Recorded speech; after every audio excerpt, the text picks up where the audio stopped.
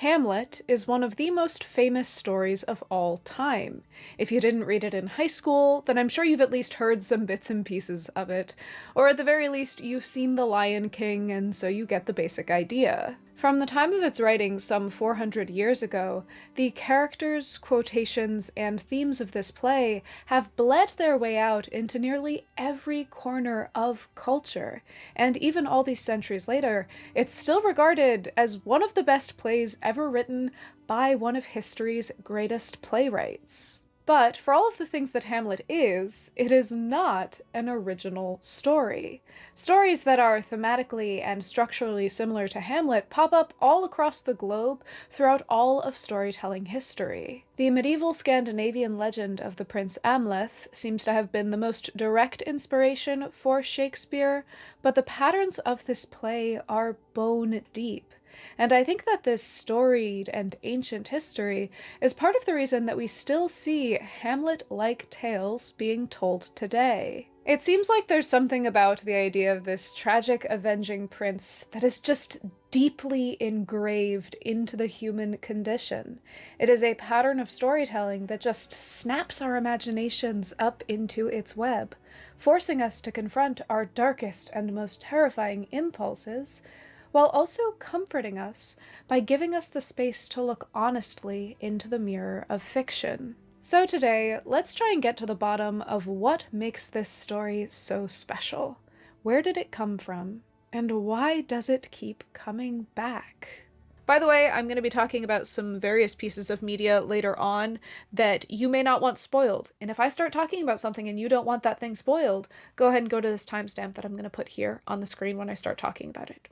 And this time I'm going to really try and have these timestamps be accurate. And, you know, something that I have learned going back through all of these historical documents is that a lot of them are not in English. And if you want to make your experience of reading historical documents a little bit more comfortable by learning another language, you can do that with this video's sponsor, Mondly. Mondly is a language learning app that is currently offering a fantastic 70% off premium access sale at mondly.app/JessofTheShire. Mondly gives you access to 41 languages from 33 native languages, resulting in a total of 1,320 language combinations. Their lessons and audio material are recorded with actual fluent speakers to ensure authenticity and correct accent formation, and they focus on practical lessons that you can use in your everyday life. Plus, with Mondly, you can learn hands-free, meaning that you can be learning a foreign language while doing things like cooking or walking or shopping,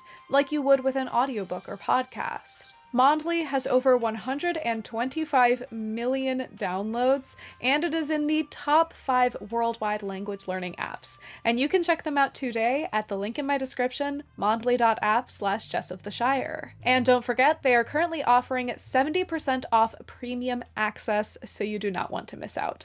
Thank you so much to Mondly for sponsoring this video. The very first record that we have of a name resembling Hamlet comes from the Prose Edda. The Prose Edda was a medieval compilation of ancient Icelandic writings, and in a poem written by 10th century author Snæbjörn, we find mention of Amlothi's meal vessel.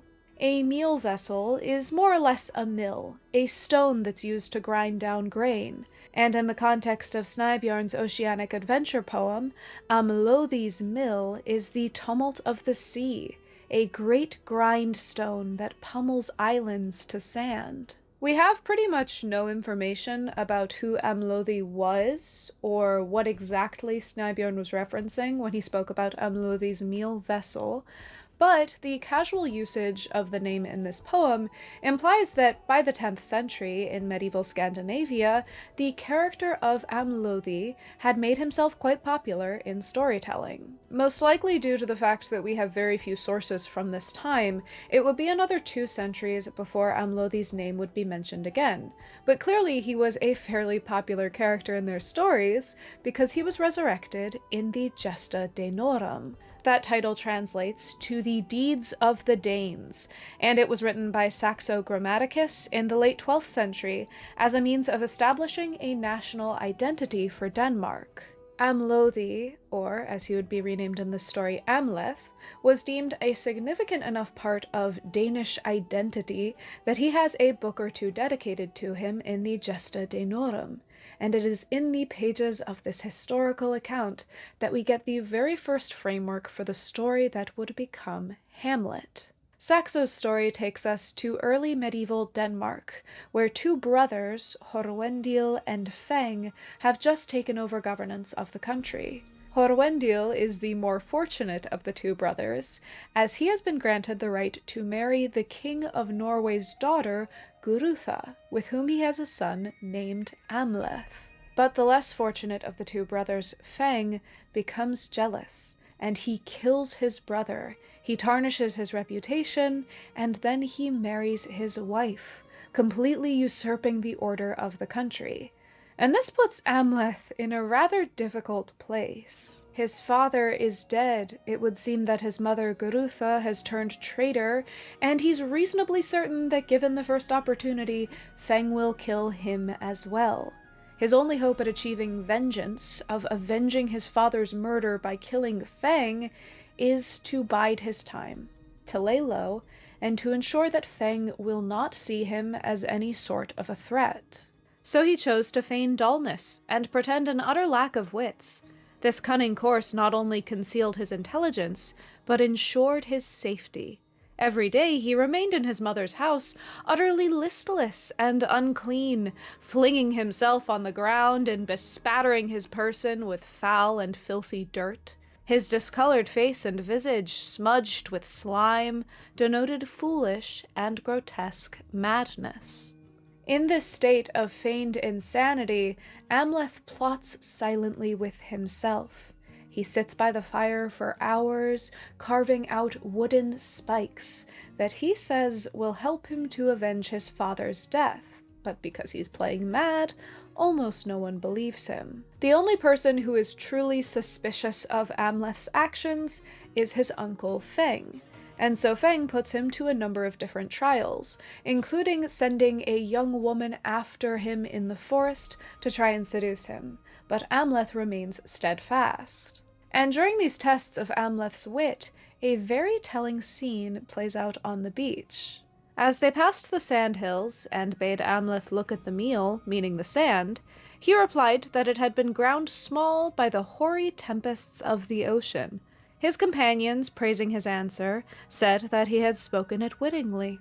This is really the only tangible connection that we can draw between Amlothi and Amleth, other than the similarity of their names, but it does feel significant that knowledge of the workings of Amlothi's mill is key to Amleth retaining his ruse of maintaining his current place in the world.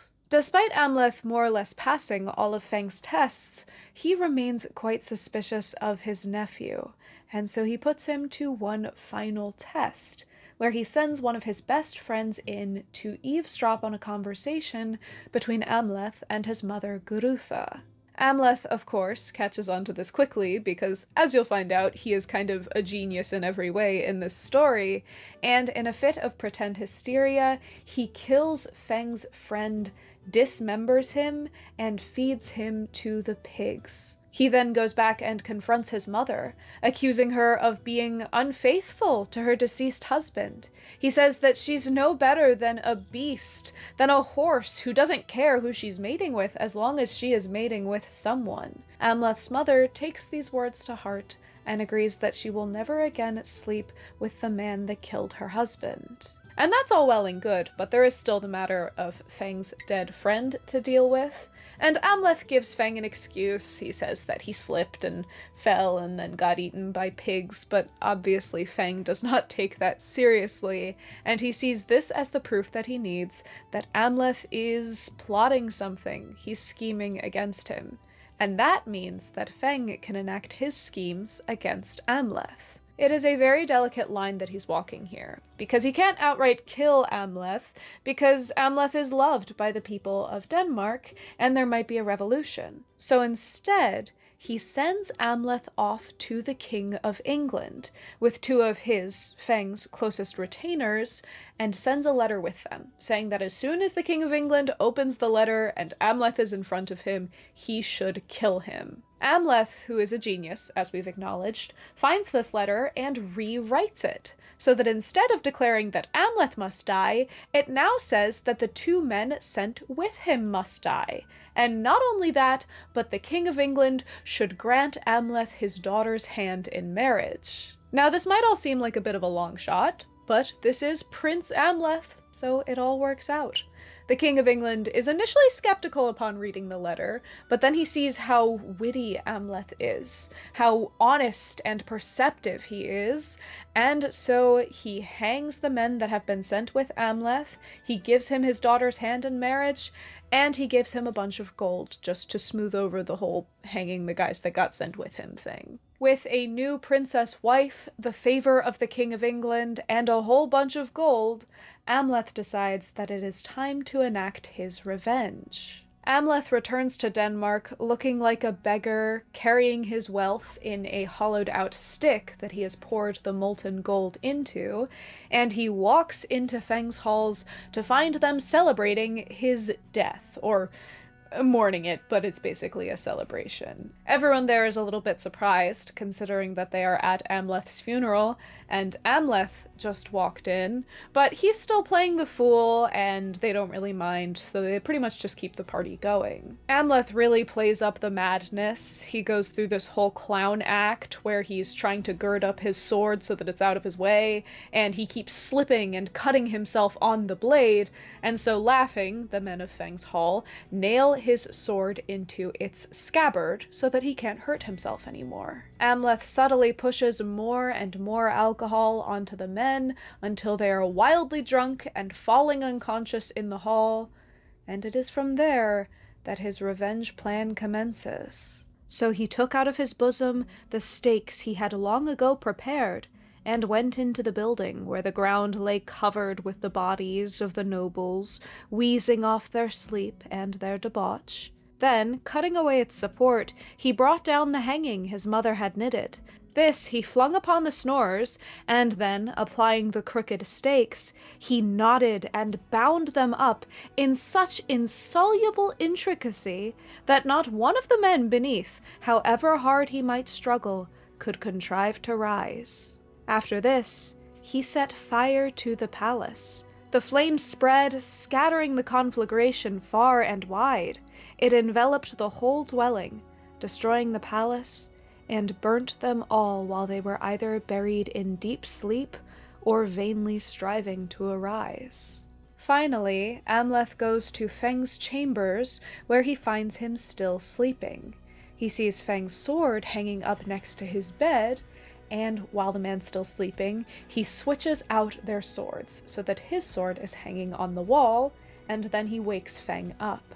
Feng panics upon seeing Amleth, and he flails for his sword. He tries to draw it, but it has been nailed shut by Feng's own men just hours before. Amleth takes this opportunity to kill his uncle, and his vengeance has been achieved. But this is not actually where the story ends. From here, Amleth goes back to England proclaiming his victory, which puts the King of England in a pretty tough spot. He has loyalty to Amleth because his daughter has married him, but he also has loyalty to Fen, because decades before they had promised that if one of them was unduly killed, the other would take vengeance for them. The king decides that this vow is more significant than his love for Amleth or for his daughter, and so he begins setting up a plan to kill Amleth. He doesn't want to do it himself, that feels a little bit too personal. Instead, he's going to send Amleth to the Queen of Scotland. Now, the Queen of Scotland has made a bit of a reputation for herself, because every time someone has approached her seeking marriage, she's instantly killed them. Now, Amleth is on her territory, but you must remember that this is the great Prince Amleth. And so she takes one look at him and decides that not only is she not killing him like the King of England wanted, she wants to marry Amleth. And Amleth says yes. Now, if you're keeping track, that now means that Amleth has 2 wives, which, coming from someone who has no wives at present, that feels a little bit selfish. Amleth begins returning to England, where he's met by his old wife, who is understandably a little bit displeased by the presence of his new wife, but she still loves Amleth enough to warn him that the king is going to try and kill him, and so Amleth prepares himself for battle. The problem is that he doesn't have very many soldiers with him, so in order to beef up his numbers, he finds a bunch of corpses and ties them to trees, or ties them to stakes in a field so that it will look like he has twice the number of men than he actually has. The King of England sees this, he is convinced by the ruse, and he surrenders and then is killed. And you might think that that marks the end of this story, but not quite, because there is still more trouble to be found when Amleth and his wives return to Denmark.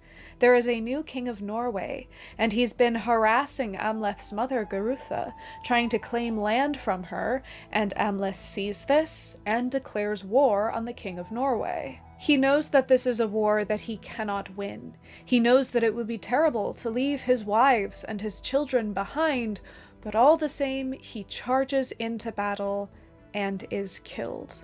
That same sense of determination and duty that had driven him to avenge his father's death is the same thing that leaves Amleth dead, his family and his country leaderless. Now, for those of you familiar with the Hamlet story, there are probably quite a few instances during this retelling that you pointed at your screen and went, "Wait, I know that part!" And then there were also probably quite a few points where you went, "Wait, what is she talking about?" Because this is not the streamlined and efficient, punchy story that Shakespeare wrote with Hamlet. Saxo's Amleth story is bizarre, convoluted, and unbelievable. But the core of this narrative, the idea of a son wisely playing the fool to avenge his father's murder, it seems to be one of those stories that we just can't escape. From the Ambiguity saga to the Danish Hrolf saga Kraka, and even in Egyptian and Persian tales, we see the base framework of 2 warring brothers with an avenging son caught between. In the Roman story of Lucius Junius Brutus, we see even tighter parallels, specific details carrying over, such as the idea of hollowed-out sticks filled with gold. This implies that although Saxo's story may have been Scandinavian in its roots, Saxo took inspiration from a number of sources. Amleth may have been a primarily northern character, but Amleth was a much more universal hero. And Amleth certainly proved himself to be a very useful hero. The Gesta Daenorum was a sort of historical account, yes, but it was also a teaching tool. It was using the stories of the ancient world to teach people in Saxo's 13th century how to live.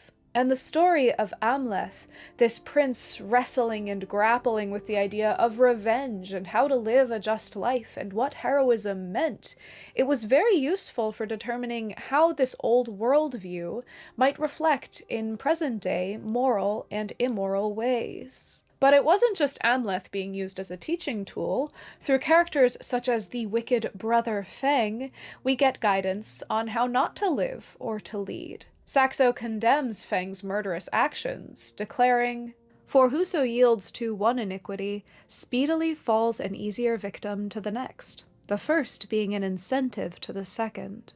Feng's wicked deed is not duplicitous just because the killing of one's brother is wrong, but because allowing yourself to commit one evil action makes you more prone to committing another. A king should not and cannot come to the throne in the way that Feng did, not just because it's a moral wrong, but because it makes him a worse person. It makes him a bad king. And then in contrast to Feng's unprompted violence, we see Amleth's very much prompted violence. And it might seem weird for me to sit here and call Amleth murdering someone good, but you have to remember that in this pre-Christian world, the rules of morality were seen as different, especially when it came to revenge. Back then, getting revenge was not seen as an overall moral ill. In fact, as long as the correct statutes and rules were followed, vengeance was seen as a duty, a responsibility. It was protecting oneself and one's people from harm. Vengeance was a means and a very important function to justice. But this doesn't mean that pre-Christian Scandinavia was just like a constant bloodbath. This was an organized system, and from the literature and historical accounts of the time, we've been able to determine that there were 3 primary rules followed. The first rule was that the responsibility of vengeance fell onto the closest blood relative of the person who had been killed. And the closer that person was to you, the more acute your need for vengeance was. So, for example, if your uncle's wife was unduly killed, it wouldn't really be up to you to get vengeance, because your uncle would be a closer blood relative to her, and thus the responsibility would fall on him. Then again, if your father is killed and you are the eldest son, you are very much responsible for getting vengeance for your father's death. And that means that Amleth, being his father's only son, had all of the impetus in the world and the responsibility for this vengeance. Now, the second rule was that if at all possible, these disputes should be resolved peacefully. There were elders who would help arbitrate these conversations, and the general rule was that if the wrongdoer was better off than you, if they were more rich than you, it was reasonable to accept money or food or some other kind of material wealth in payment for the vengeance that they owe you. So if the king killed your dad, you wouldn't be responsible for killing the king. The king could just pay you off, and then the affair would be settled. Now, in the case of Amleth, this rule was unfortunately null and void, because he and his uncle were more or less of the same financial status. Finally, and this is where things start to get interesting, there was a strict prohibition against killing someone that was a blood relative to you in vengeance. So if your sister killed your brother, you would not be able to go and kill your sister as vengeance. This would be a case where 2 wrongs do not make a right. Now, this regulation leaves Amleth in a bit of an awkward place. Does he just roll over and take his father's undue murder lying down and not get vengeance? Or does he kill his own uncle and leave his mother without a husband? And this idea of finding a hero trapped between a rock and a hard place, caught up between the rules of morality and society with no way to really win, it was a very popular trope in literature of the time. But these terrible lose-lose situations were actually seen as the greatest possible way to test a hero's character, as Bertha Philpotts describes it. Fate can put men and women into positions whence it seems impossible for them to emerge with honor. They are judged by their choice, still more perhaps by the steadfastness with which they carry out their chosen aim, never looking back. Fame is for the man who has the courage to choose.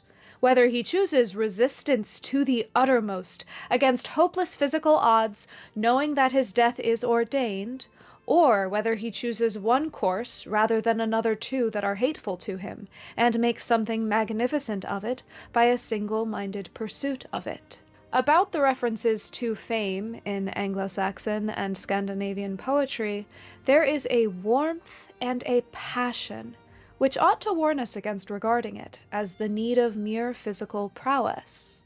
Backed into a corner by the conflicting rules of his society, Amleth remains heroic in the fact that he chose the slightly lesser of these 2 evils, and in just how steadfastly and determinedly he chose that. But not all of the characters in this story fare so well when put in these difficult situations. The King of England is an example of someone who was put to this choice, and someone who chose wrongly. When Amleth returns with news of Feng's murder, Saxo writes, "Thus, the king was drawn one way by his love for his daughter and his affection for his son-in-law, another way by his regard for his friend, and moreover by his strict oath and the sanctity of their mutual declarations, which it was impious to violate.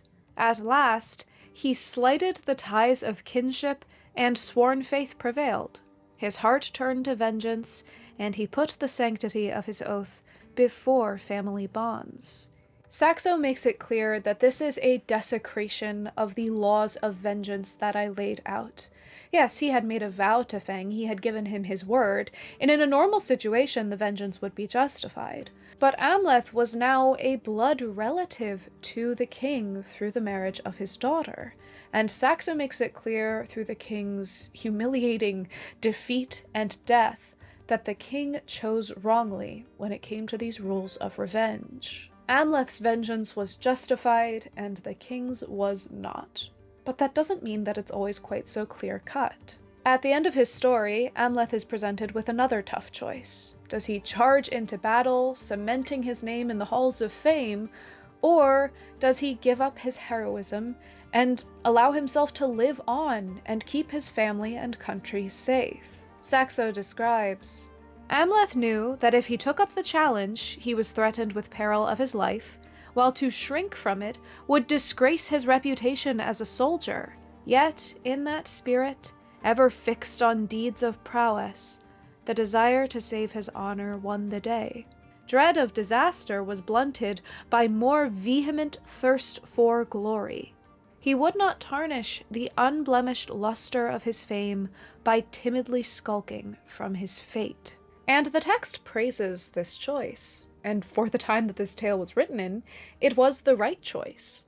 Without hope of heaven or hell, the pagan warrior's best chance at immortality was through fame. Challenges like the ones faced by Amleth are, as Bertha Philpotts puts it, the final acid test of character. She writes of great heroes such as the Norse gods. They must fight against tremendous and terrifying adversaries, with the universe crashing about them, the sun darkened, the stars falling from their places, flames playing against the sky itself, the earth sinking into the sea.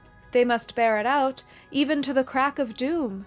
They must strive against the shape of disaster and destruction to the end, however much they know, and all the world knows, that the fight will be vain. It is the only way that they can be justified, and that the loyalty of their followers can be justified. Amleth is, through his tale, justified, and he is exemplary of what Saxo wanted to dictate to be a good king, a good man, a good hero.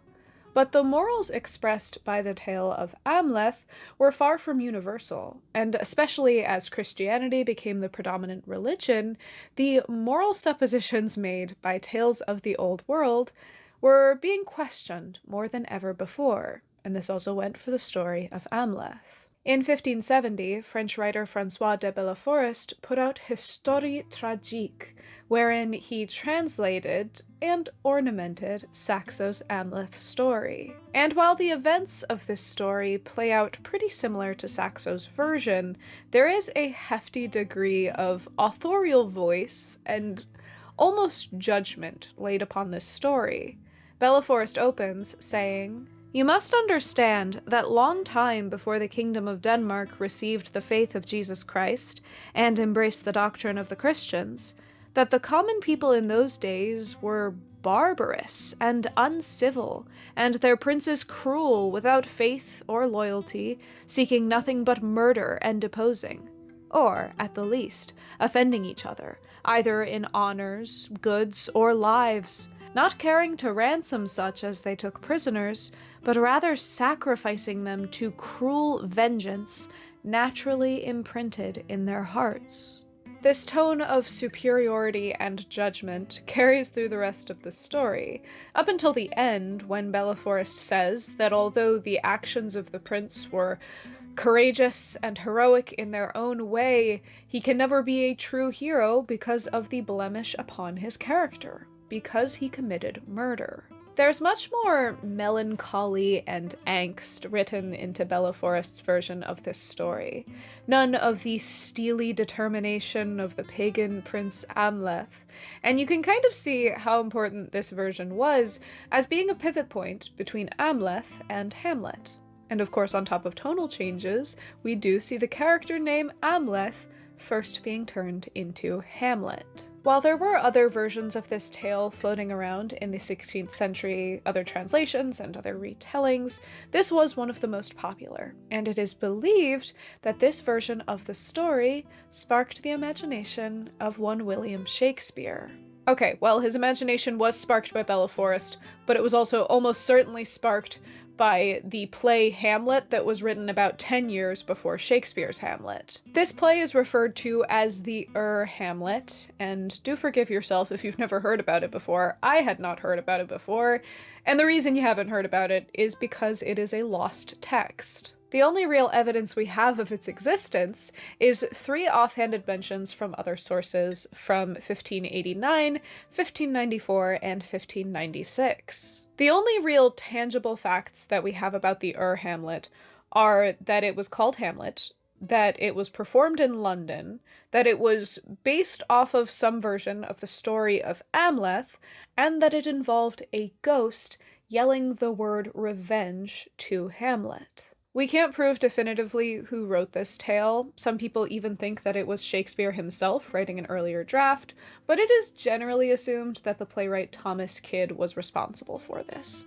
Either way, we'll just never really know. It's something that was lost to history. But this does mean that when Shakespeare was writing Hamlet, he was well aware of the fact that he was writing in a long tradition of translating, rewriting, and restructuring a much more ancient story. And above all, Shakespeare reframed this story.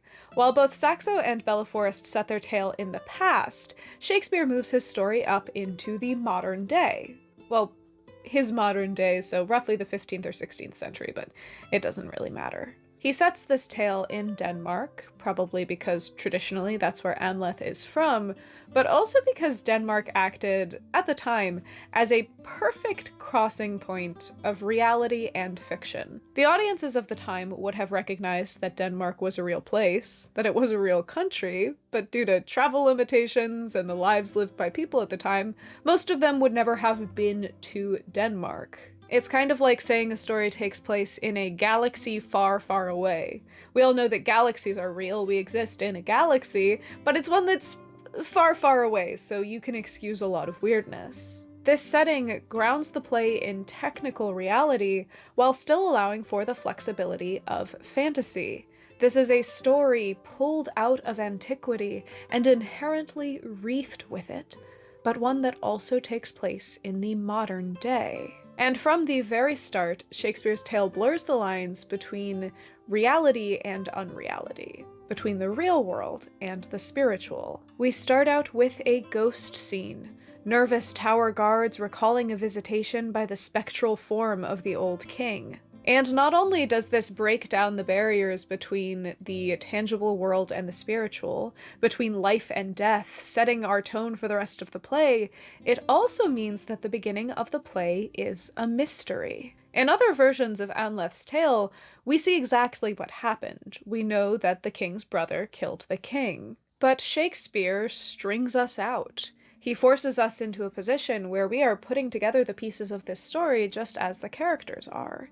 And this places us directly into the passenger seat with our protagonist, Hamlet. And Hamlet is immediately a world apart from Amleth, just due to his lack of information. Since he doesn't yet know of his uncle Claudius's part in his father's death, he begins the tale aimless, his grief unchanneled and festering. He has none of the drive, the determination, or the impetus of his forebears.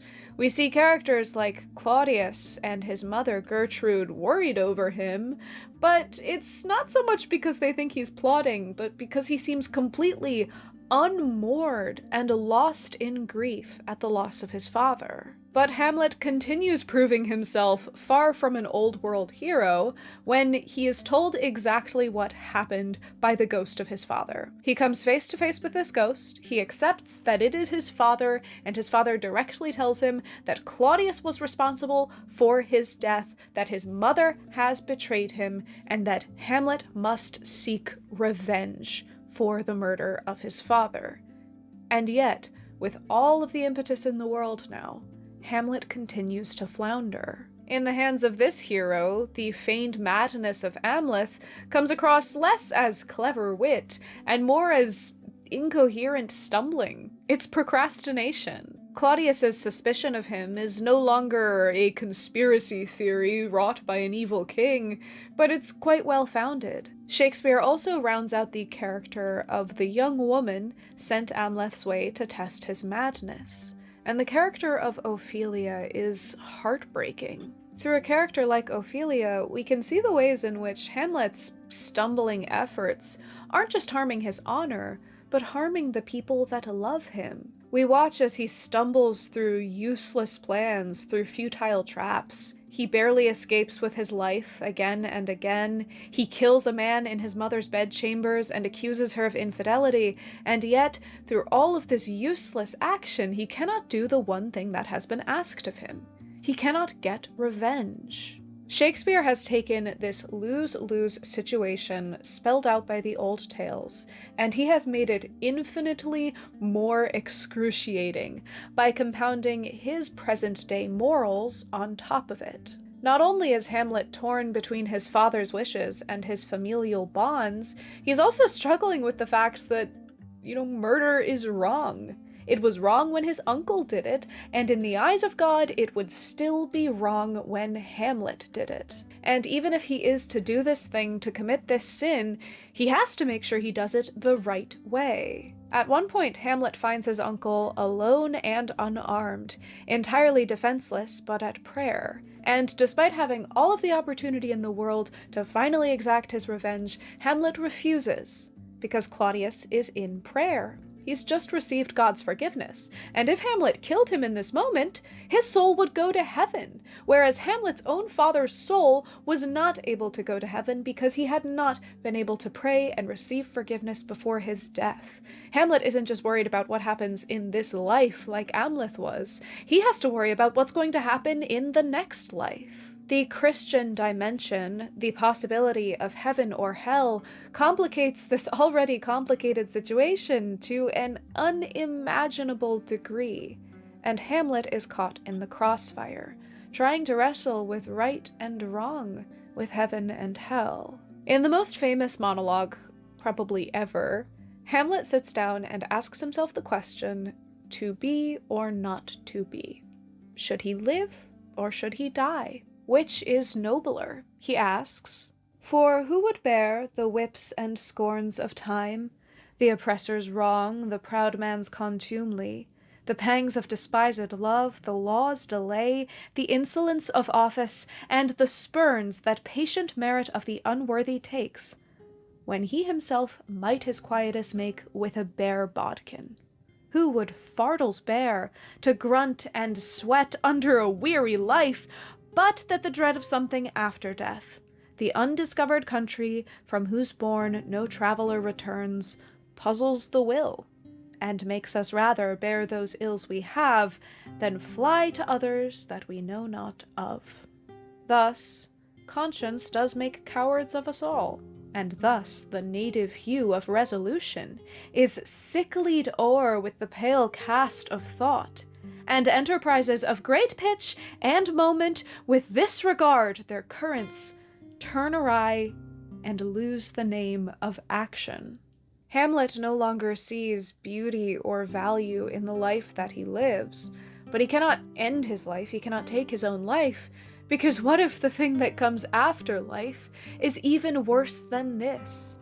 Trapped under this indecision, Hamlet completely loses the name of action. And it is through this very indecision, these moral gymnastics, that Shakespeare is able to draw us into the story. A classic revenge saga like that of Amleth is enjoyable, it's fun, but it is a relic of the old world. Our position in time and space, our current conception of morality, means that there will always be a dividing line between us and that hero. Most of us, when put into a similar situation to Amleth, would not act in the way that he did. We have a general understanding that murder, even murder for revenge, is wrong. Most of us would agree nowadays that two wrongs do not make a right. But what if it wasn't as simple as Amleth's situation? What if it wasn't as cut and dry? What if we were in a situation like Hamlet, where we had been literally compelled by heaven or hell, by the ghost of our own parent, to try and avenge them? The revenge stories of the old world do not resonate with us today as they would have with their original audiences. Times have changed, morals have changed, the ideas of what makes a society function have changed. But that doesn't mean that revenge has completely left the human experience. We've all had moments, I'm sure, where we wanted revenge, even if we understood that it wasn't the right thing. And it is through art like theater that we are able to investigate these dark impulses. As Michael Cameron Andrews puts it, an Elizabethan audience might enter the theater believing that revenge should be left to God, but caught in the dark music of the play, become vicarious participants in the violence. What is denied in civilized life is furnished in the theater. Revenge tragedy speaks to unaccommodated man, and what our response reveals about us is not pleasant to contemplate. The revenger raises his sword. The audience leans forward for the kill. It is not a time for compunction. We are given what we desire. In that sense, at least, vengeance is ours.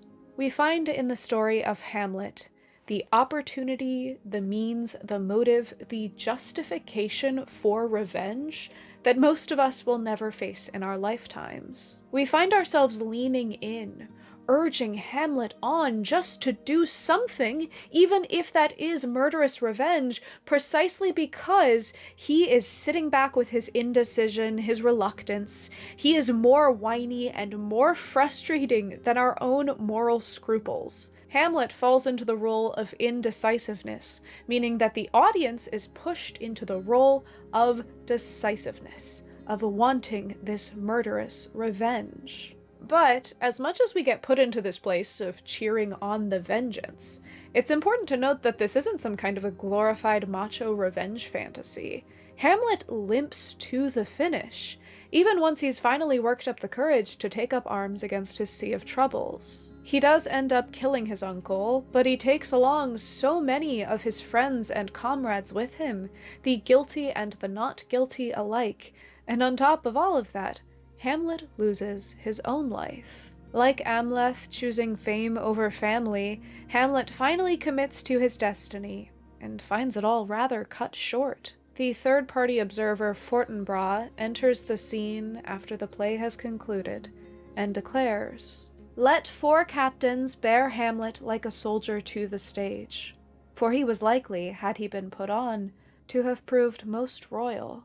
This is a very clever integration of a sentiment that arises at the end of every other Amleth story. Saxo announces that had fortune been kinder, Amleth may have been able to become the kind of hero on par with Hercules of old. Belleforest claims that Hamlet may have been a very noble and princely hero had it not been for the blemish of his soul. And Fortinbras concludes that in another life, Hamlet may have had the opportunity to prove most royal, more royal than he ever was in this life. Shakespeare draws us into the siren song of revenge. He gets us cheering on Hamlet's mission, but in the end he pulls us back out of the water and forces us to look at just how futile this entire pursuit has been. By breaking the molds of tradition and resurrecting the story of antiquity for the modern day, Shakespeare proves just how universal a tale like this can be. The conception or reception of a story is never going to be consistent. Just like theater, stories are ephemeral.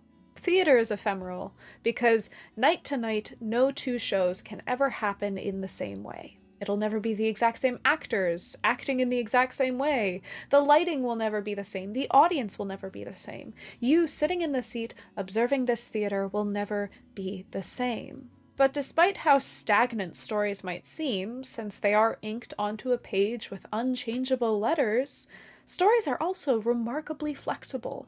The people who tell these stories and the people that read them will never be the same. Shakespeare understood that well, and he took this older story and put it into a frame that would stand the test of time. Even just beyond stage productions of Shakespeare's play, Hamlet has been prolific in the world of storytelling. All the way from The Lion King to The Bad Sleep Well, Hamlet has inspired countless different artists. But one of my favorite versions of this story is Terry Pratchett's Weird Sisters. In this mashup of Hamlet, Macbeth, and Discworld weirdness, Pratchett takes the forms initially created by Shakespeare and reworks them into something that is much more Pratchettian in form. While there are plenty of characters in this story, such as the murderous uncle and the young prince Tom John, who wax poetic about the meaning of life and death, they are not the stars of this story. Rather, Pratchett centers no-nonsense characters who would rather die than monologue about their feelings, like the witches Granny Weatherwax and Nanny Ogg. These characters punch right through the morose haze of indecision, ensuring that the coercive force of narrativium, the temptation of following familiar stories, doesn't carry people off. They make sure that this story moves along, not in the way that it is supposed to, but rather in the way that these people want it to. Why does the prince have to kill his uncle? Sure, revenge, but what if revenge won't actually make him happy? Shouldn't he get to live his own life beyond what the story requires of him? Just like Shakespeare before him, Pratchett takes the familiar shape of this story and breaks it into its component parts, refiguring it into something that both he and his audience need it to be. But I think that the most exciting recent take on this tale is Robert Eggers' The Northman. This is an adaptation that is theoretically more an adaptation of Saxo's Amleth than it is William Shakespeare's Hamlet, but I find it really fascinating the way that Robert Eggers reaches back into the historical past, but also uses the web of modern storytelling as a tool. The Northman is about a young Viking prince named Amleth, who watches his father die at his uncle's hands and leaves with nothing but his life and an undying thirst for vengeance. Rather than being propelled on this journey by his father's ghost, Eggers uses the laws of vengeance at the time, the blood bonds that would have required a son to avenge his father.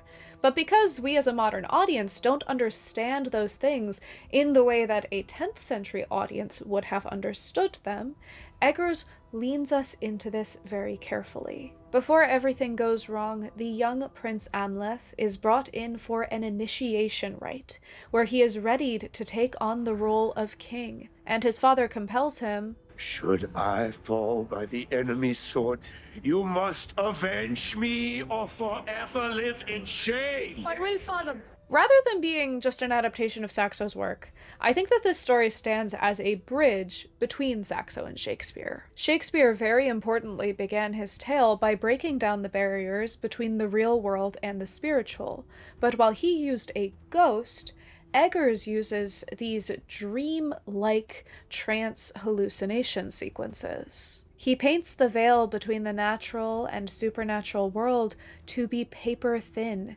taking us further back into history, where the spiritual world was not this separate, fictional identity, but a very real and very present and active part of people's everyday lives. Fueled by visions of Yggdrasil, the world tree, hanging with bodies of his fallen ancestors, charged by soothsayers speaking through ancient skulls, borne forward by prophecies and magical swords, Amleth is propelled towards vengeance. But as much as Eggers leans into the spiritual for this movie, he also fills out a lot of the details with real historical reality. Far more historical accuracy than you would typically see in a Viking film or piece of media. Rather than having Amleth play the fool or to play at madness, he has Amleth surrender himself to slavery in order to get himself closer to his uncle and his mother.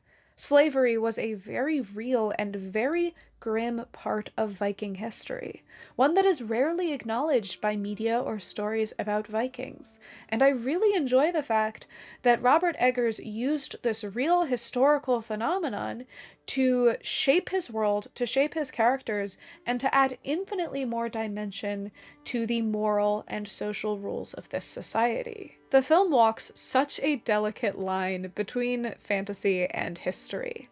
On the one hand, there is so much historical goodness packed into this film. At every chance he got, he referenced real history. The ritual scenes are derived from our very best bet of what these rituals actually would have looked like without the fluff of a couple of centuries of just kind of making this stuff up. There are visual nods made to real evidence of Viking human sacrifice, and some funeral scenes were lifted directly from reports made at the time. But then again, our knowledge of this time is very spotty. We don't know all too much about what this period would have actually looked like.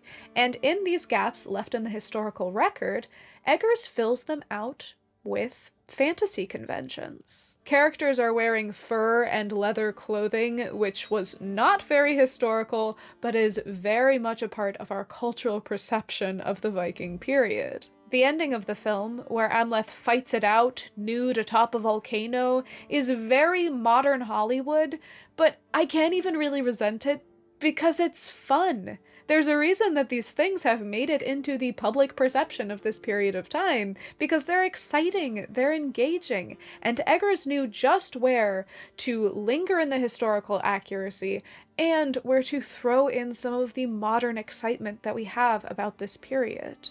And on top of just modern fantasy conventions, plenty of elements of Hamlet also make their way into the story. There's far more of Gertrude than Gerutha in the character of Hamlet's mother. The prominence of the Ophelia character, named Olga, very much belongs to the Shakespeare tradition rather than Saxo's. This setting eases us back into a distant, different time, using both real history and colloquial fantasy shorthand to put us in a place where we are ready to sympathize with a character like Amleth without having to turn him into Hamlet. In this gray, alien place, through the distant haze of history, we can see a character like Amleth, one who doesn't spend the entire story languishing away, unpacking his heart with words, but one who dedicates himself entirely to his cause. Eggers is fueled by the same aim that Shakespeare had, but he's using different tools, and he tells the same story, but makes it remarkably different. And the delicately crafted accessibility of Amleth's character means that when it comes down to his final difficult decision, a decision much like Amleth made in that final battle, we feel exactly how Amleth felt. He wants to be with Olga. He wants to sail away to freedom, to forget everything that happened, and to make himself a new life. But we watch on his face as he realizes that while his uncle lives, he and his family will never be safe. It is a lose-lose situation. Either he loses his family now, or he risks losing them later. We find ourselves as torn as he is, as Amleth once was, between fate and freedom, and when this Amleth leaves to face his death, we understand it even as we agonize with him. The only part of the adaptation of this film from Amleth to the Northman that kind of makes me cringe a little bit is the very ending, when we see Amleth being carried off to Valhalla victorious. And I think that's just because the final beat of Amleth and Hamlet's tales, to me, for the message, is the most important. The dust has settled, vengeance has been achieved, the bodies are lying on the floor, and it is at that point that it is quietly acknowledged that, although this story was fun, it is a tragedy that now this prince will live no longer. The conclusion of the Northman, meanwhile, doesn't feel quite as much like a tragedy. We watch as Amleth is borne off to Valhalla.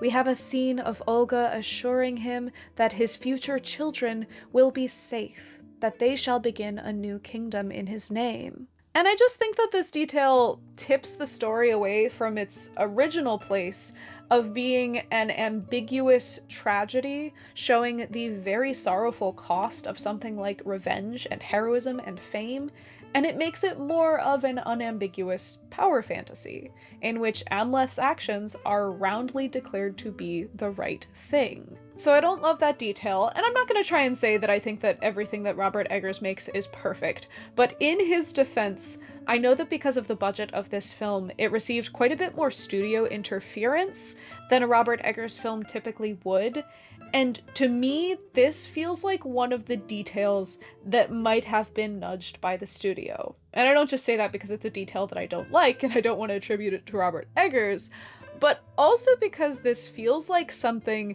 that was done to better align the story with contemporary taste. We live in an era where we like to explain everything. As soon as an even slightly complicated movie comes out, there are hundreds of articles explaining this plot twist or explaining this unexplained thing. People dislike ambiguity, and oftentimes ambiguity is interpreted as bad writing, as plot holes. People do not like being left in discomfort, and I can't help but think that this fact is part of the reason that this film ended in the way that it did. It's impossible to say what this story would have looked like if it had been made exactly according to the artist's original vision, but so can be said for all art. Nothing is made without the interference of the real world. But either way, the Northman enters a long and storied canon of tales that pick at what exactly it is to be a hero, what exactly it is to be a human. I think that one of the coolest things about Hamlet is that despite being one of the most analyzed and researched and discussed stories of all time, everyone kind of has a different idea of exactly who Hamlet is. C.S. Lewis once compared it to a painting in a great hall, and everyone in that hall looked at that painting and agreed that it was a really great painting. But no two people in that hall could agree on what exactly it was a painting of. Thus, it has been remarked that someone's analysis of what Hamlet is and who his character is and what it means, it might say more about the person analyzing than about the actual character. And if that is the case, I'm not exactly sure what it says about me that I see Hamlet as a kind of tragic scapegoat. He's a man caught up by the wheels of fate. He is the pivot point that the fulcrum of choice turns on. He's snared between wrong decisions, and under all this cosmic weight, his lofty potential is reduced to dust. Like the millstone of Amleth, never stilling in its work, but never free to move from its place, Hamlet is the stone that grinds mountains into sand. The fact is that I think we've all felt stuck like this at one point or another. We try and make sense of the world around us. We put it into neat boxes. We decide on rules. We agree on what our morals are. But we will always be challenged by things outside of our understanding. We will always have to make these difficult decisions where the right thing is sometimes impossible to discern. And while that is a terrifying and terrible prospect, perhaps the brilliant thing is that we have taken that fear of the unknown and we've channeled it into something that we can share. We've channeled it into art.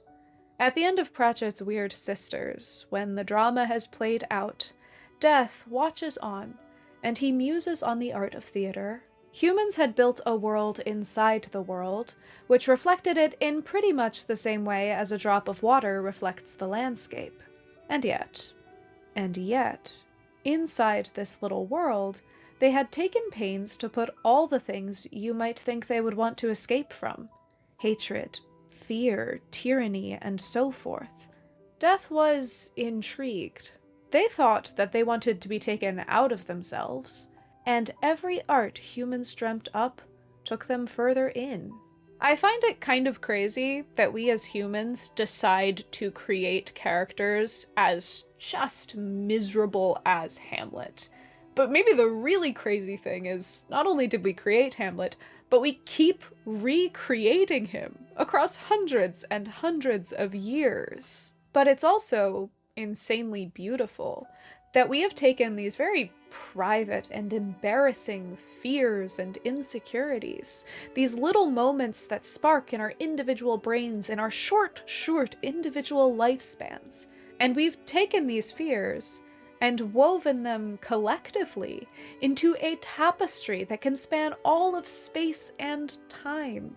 Something that can at least comfort us in the fact that in these fears and struggles, we are not alone. Let me know in the comments what your favorite adaptation or take on the Hamlet story is, whether it is an adaptation of the play or just another version of the story. I know that there are a lot of non-Western, non-European versions of this tale throughout history, and I was not able to get into those for this video, so let me know what your favorite is. If you want to do any further reading into the versions of this story that I talked about in this video, they're readily available and free on Google. So, you know, the Saxo version is actually a really fun read and I highly recommend it. And if you want to read into any of my sources, I have those linked in the description as always. And just because there's a lot of sources in this video, I'm going to highlight a couple of my favorites that really shaped the way that I thought about this. And do be sure to take a second and check out this video's sponsor, Mondly, which is linked in the description. Thank you so much for joining me this week and every week, and I hope that you have a very happy, hobbity day.